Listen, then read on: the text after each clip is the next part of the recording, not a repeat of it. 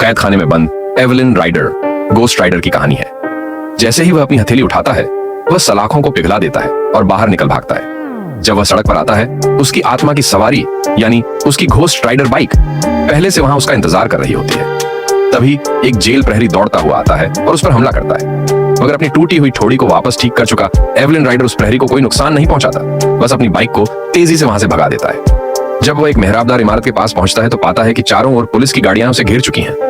ऐसे में वह बाइक घुमाकर पानी में कूद जाता है और फिर पानी की सतह पर ऐसे चलता है जैसे वो जमीन हो। लेकिन इसी समय तीनों शैतान भी एवलिन राइडर की मौजूदगी को भांप लेते हैं। जैसे ही वह एक इमारत की छत पर पहुंचता है, हवा का शैतान विंड डीमन सामने आ जाता है।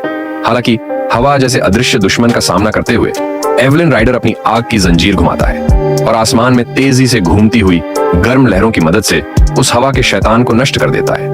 दूसरी तरफ एक और अदृश्य राक्षस इनविजिबल डीमन जॉनी की प्रेमिका को पकड़ने की कोशिश करता है, मगर जॉनी समय पर आ जाता है और उस राक्षस को दीवार से भिड़ा देता है। लेकिन एवलिन राइडर को अब यह समझ आता है कि उसका न्याय की आंखों वाला हमला इस राक्षस पर काम नहीं करता, क्योंकि उसमें कोई आत्मा ही नहीं है। फिर वह अदृश्य राक्षस एवलिन राइडर को पकड़कर जमीन पर पटक देता है और जॉनी से कहता है कि अगर वह अपनी प्रेमिका को बचाना चाहता है तो उसे बेची हुई आत्माओं का समझौता लेकर बदले के शहर आना होगा। फिर जब जॉनी मोटरसाइकिल से कब्रिस्तान पहुंचता है और वहां के चौकीदार से उस आत्मा बेचने के समझौते के बारे में पूछता है, तो चौकीदार फावड़ा घुमाकर वह दस्तावेज निकाल देता है। वह न सिर्फ वह समझौता जॉनी को सौंपता है, बल्कि खुद भी उसे 500 किलोमीटर दूर स्थित बदले के शहर तक पहुंचाने के लिए तैयार हो जाता है। इसके बाद वह सीटी बजाकर अपनी सवारी बुलाता है और यह खुलासा होता है कि वही चौकीदार ही पिछले युग का एवलिन राइडर था।